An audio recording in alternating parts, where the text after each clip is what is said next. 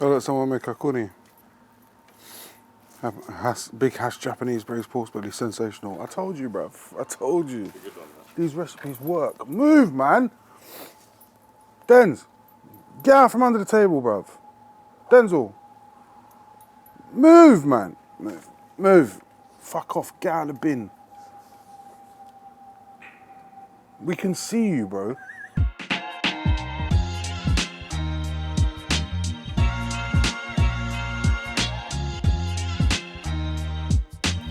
Hello, ladies and gentlemen, and welcome back to this instalment of Hassan Makes Desserts. This might go terribly wrong. The first time I made it, I tried to do it in a smoker. It didn't work, so today we're doing it in the oven.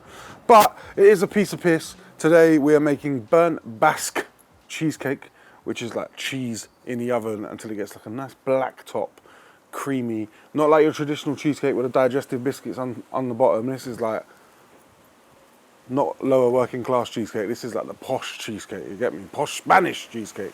And to accompany it, we're gonna do a little bit of rhubarb. It's bare windy today.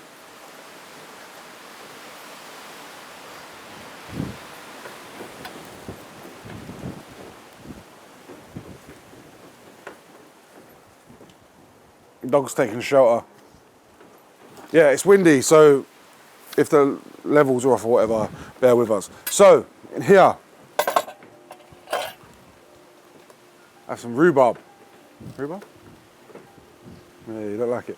It's basically pink celery, right? Delicious, British staple, right?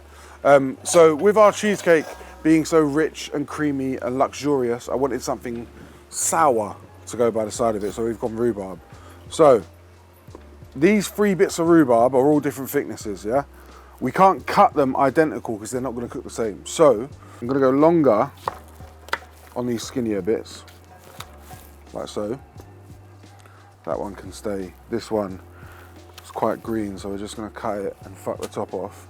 This girthy number, gonna do in like little rectangles that are stubbier. Some like length, some like girth.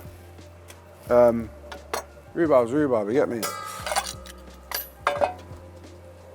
Into a little tray, I've got the excess of a vanilla pod. The rest of the vanilla is going into the cheesecake, so that can go in. Just gonna count out a couple tablespoons of sugar. 1, 2, 3, 4. I know this looks like a lot, but rhubarb is super bitter, sucks all the moisture out of your mouth, and we need to counterbalance the acidity with sugar, right? I'm gonna go in with a couple strikes of lemon zest.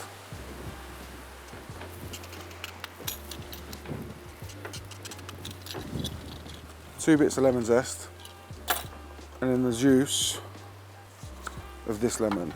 Now the lemon is giving us the liquid element that's gonna basically let this rhubarb start to break down in the sugar, make a syrup, and then we're gonna bake it last minute while our cheesecake's still in the oven. Then that can just get a little stir, like so. Make sure it's all coated and covered.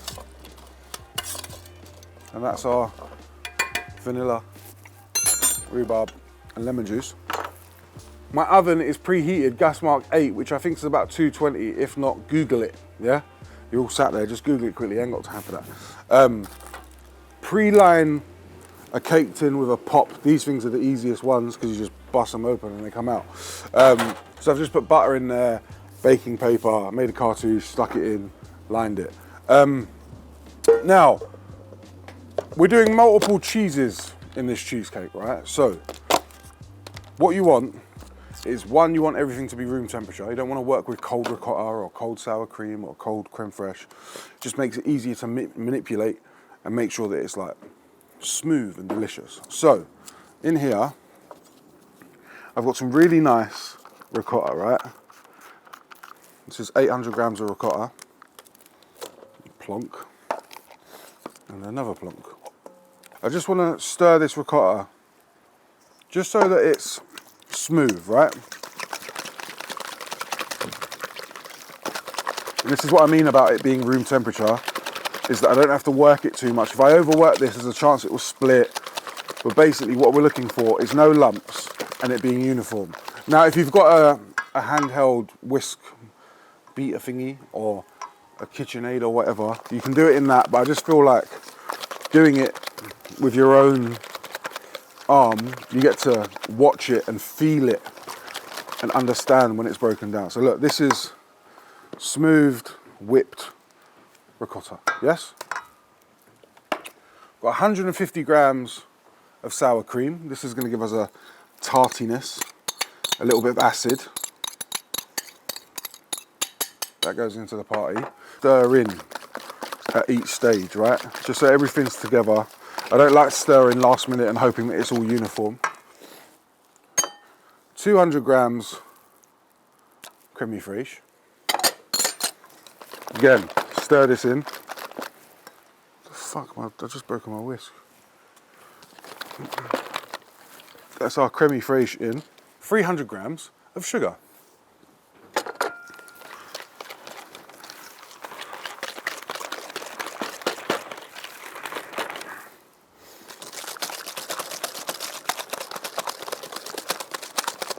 Oops.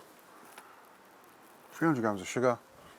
The rest of our vanilla, that's the inside of one vanilla bean going in. Whisk this in, and this will just break down.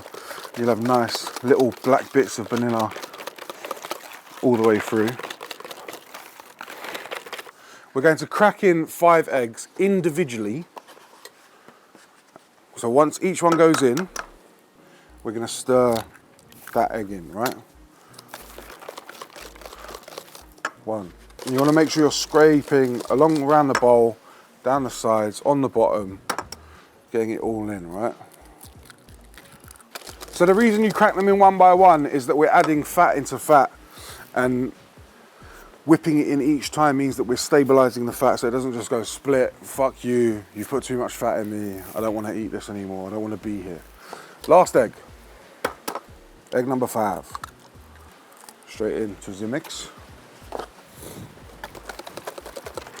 So now, beautiful, uniform, drippy, cheesy egg mix, which sounds delicious.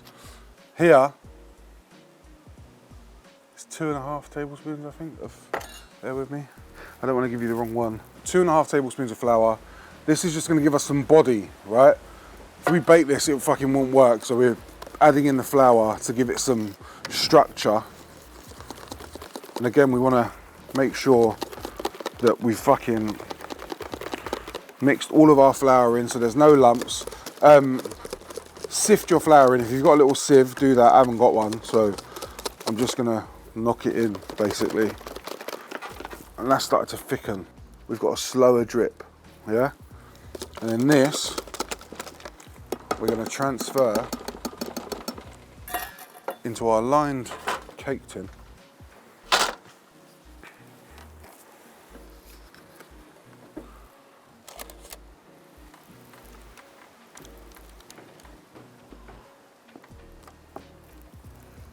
I'm gonna scrape it all off, get every bit in. Sorry. Make sure it's all in. Smooth it out ever so slightly. Get it all the way to the edge.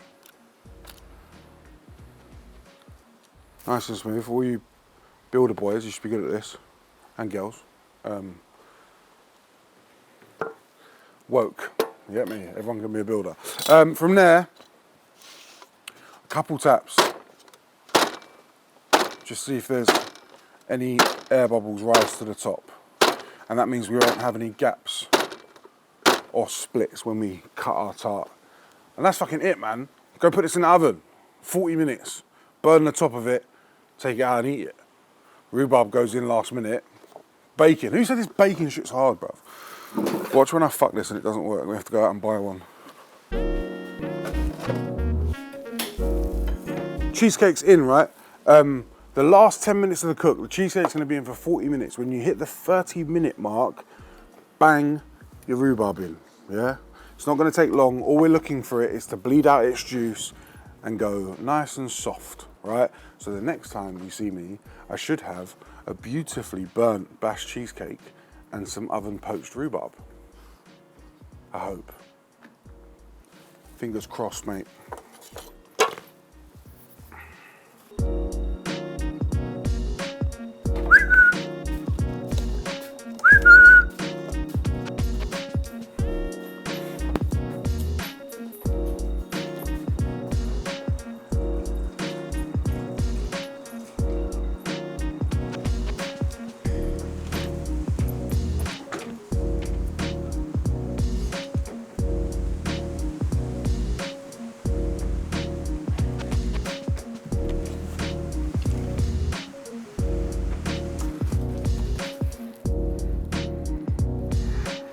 14 minutes later, this is our burnt basque cheesecake. It's got nice colour on the edge. Now, when you take this out of the oven, it's going to have a wobble, yeah? It's going to be wobbly no matter what. This I've let cool down for about an hour and a half. So you can eat it hot, fresh, straight out, or chill it in the fridge until it like goes to room temp and then pull it out. Now this,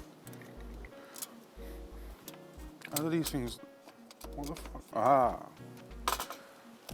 I'm gonna expose our little beautiful cheesecake.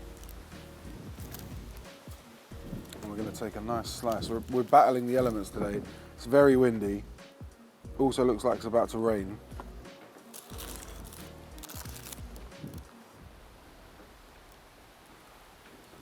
I think it's one of those things that, you know, like eat a mess was an accident. I think Basque cheesecake was an accident. Someone left it in, was like, oh, this works. But normally they cook them in wood fire ovens. So they're really high temperature. And you just end up with this black crust. Now this should just lift out. Oh no! I lost the bottom. There she is. In all her glory. Beautiful and creamy on the inside. Caramelized on top. Onto this cute little plate. Oh! Oh, bonjour, monsieur.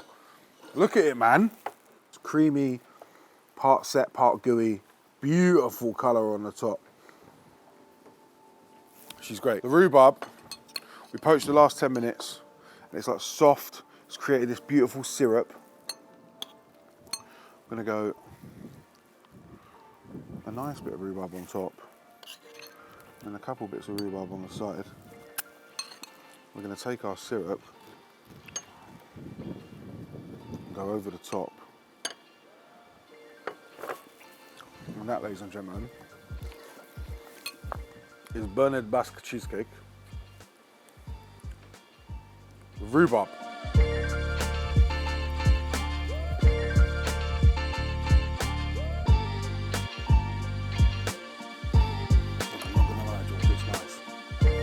So what we're looking for on this bake, right, is like, you know, like a flan, and it's soft and smooth. We want cheesy vibes.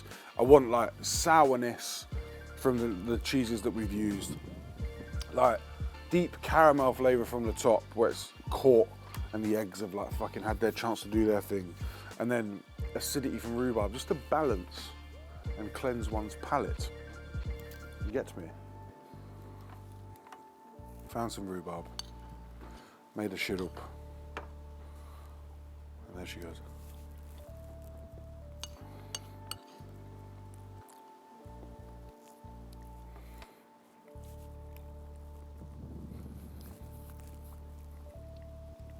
Creamy, sour.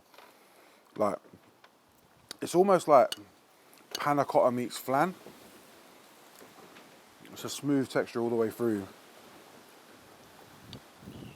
But one of my fucking favourite things, man. Absolutely delicious. Honestly, we haven't done nothing. What have we done? Fucking mixed 10 things. Bruv, we even burnt it. Do you know what I mean? You deliberately burnt it. We've overcooked it on purpose. Any of you lot can make this. Don't be scared. People get weird around desserts, but I don't often make them, but if I find one, I'm like, oh yeah, I like that.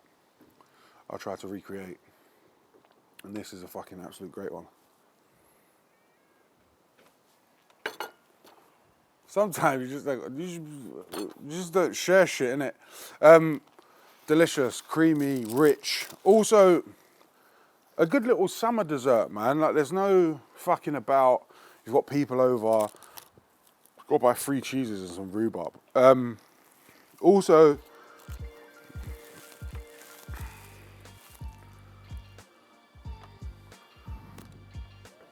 wedge.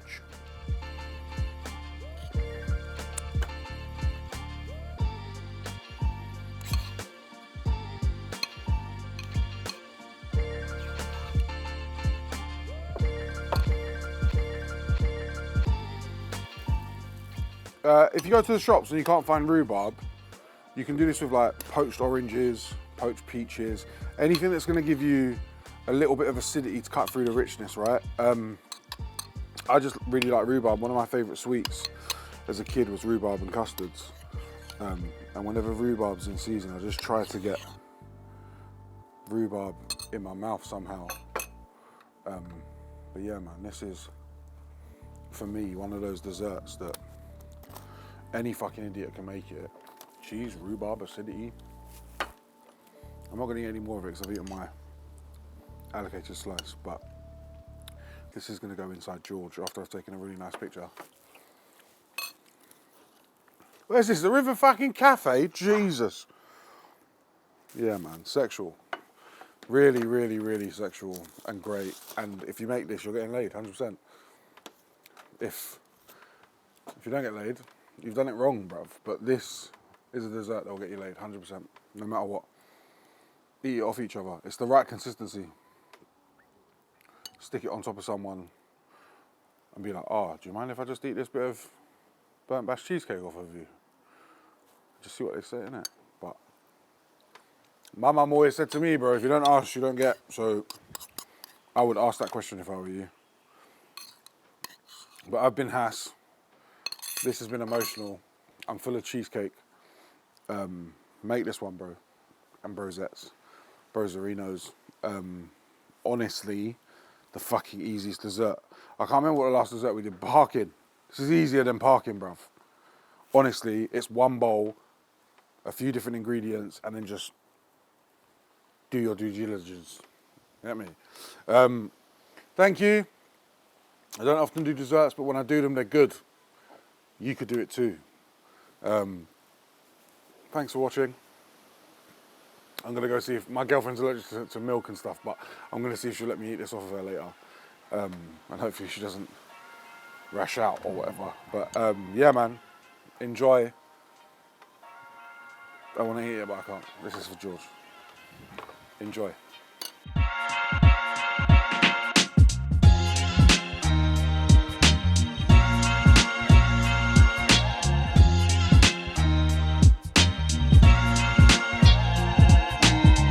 Ciao for now.